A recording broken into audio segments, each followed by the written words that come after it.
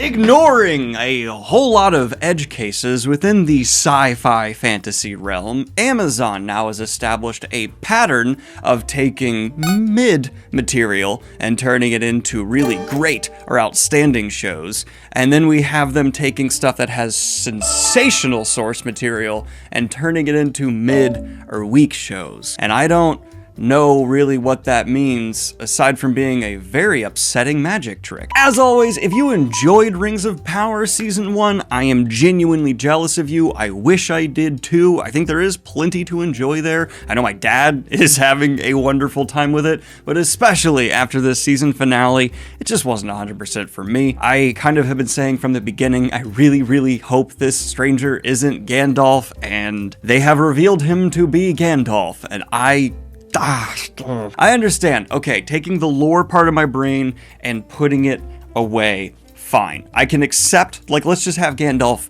be this guy. Not that big a deal. But it's the way they present it with, like, the wink, wink, nod, nod, nudge, nudge stuff to the viewer, as well as him in, like, one scene transition going from basically mute to speaking in his best impression of Sir Ian McKellen. It just comes across not as, like, a fun reveal, but almost just like a clumsy, condescending, like, showcasing. I have seen some people pushing back on this, saying it's not confirmed Gandalf yet. It could just be the blue wizard, but my question in that case would be why he said a bunch of Gandalf volcanic lines, and why was this actor clearly trying to do an impression of Sir Ian McKellen? So, like, it definitely is Gandalf in my opinion, but if I'm proven wrong, cool. On top of that, having so much of it be around the Harfoots, which had emotional scenes that were begging me to care that I did not about, like the death where this guy's bleeding out and he's like, I'm going to enjoy the sunrise. It's happening right now though, so let's all get, the sun's up now, but I don't know what time we started this fight, but the sun is rising currently. I wasn't given enough time to care about these people, and it's really strange to have this show that feels like it spent so much time doing certain things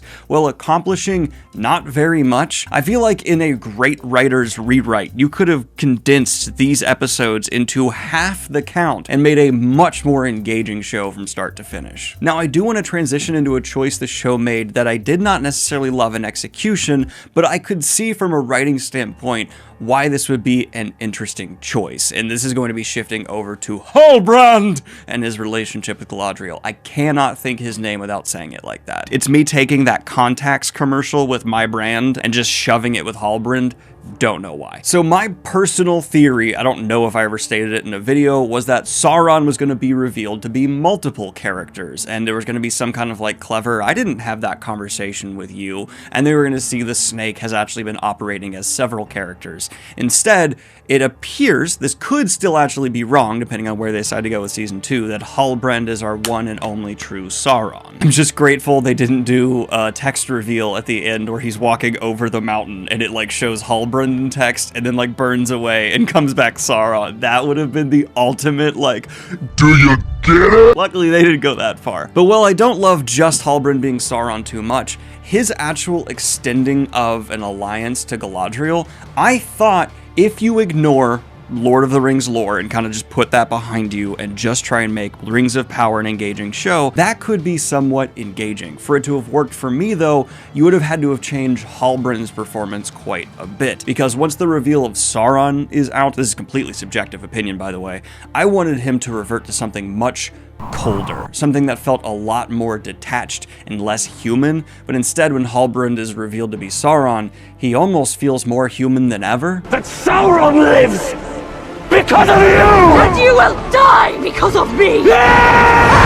Like, give me a Michael Fassbender as Magneto style performance over what he's trying to bring to the table in terms of what feels like a very angry Sauron, which I know Sauron is the Dark Lord, but he's never struck me as a character who in like dialogue between two people would be like frothing at the mouth angry over stuff. He's an ancient being who should just be cool and calculated, in my opinion. That's a very subjective take, and if you like Halbrand's performance, great. Mako heard me mention Dark Lords, and so he wants to be in here now. You're my little Dark Lord. But for this story, what Rings of Power is set up, not the original material, I didn't hate the idea of Sauron extending an olive branch to Galadriel, trying to come up with a duology of power rather than just solo adventure. It's cold to go alone, bring a friend. And again, to the person in the comments section who's already typing up an angry response. I'm not saying I'd like that for the books. I'm saying for what they set up in the show, it seemed like not the worst choice.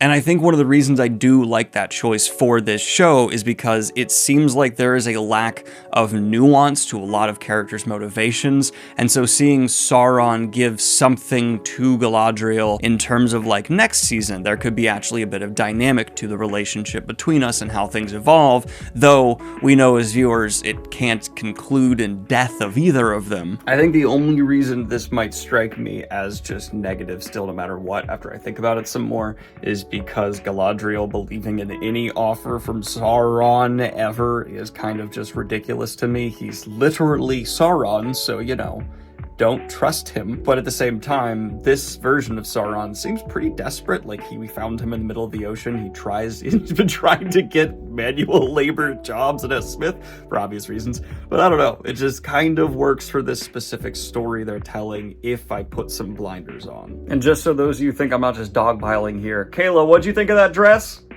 Stunning! We liked costuming in the show quite a bit. And combine that with just a scene after scene with things like, oh, I'm explaining alloys to fucking Celebrimbor, which I've seen some people be like, oh, it's because elves lean towards purity, and so Halbrand is just encouraging some use of alloy. But the theme kind of doesn't work out when the person who's encouraging creation of an alloy is Sauron, so therefore, like, it does extend into corruption. And yes, I get elves are all about purity, but I still think they know and would be more than willing to utilize things like fucking alloys. I am so racist, I won't make steel. But yeah, I'm not a fan of Rings of Power, and I'm also just beginning to question what Amazon's entire strategy, especially when it comes to marketing, is for these larger fantasy epics that they are investing so heavily into. Because looking back on it in hindsight, I feel like Rings of Power was screwed before it even came out, because Amazon's marketing essentially just relied on, this is the most expensive show ever, it's going to be great. And now they've just set themselves up for having the obvious joke of,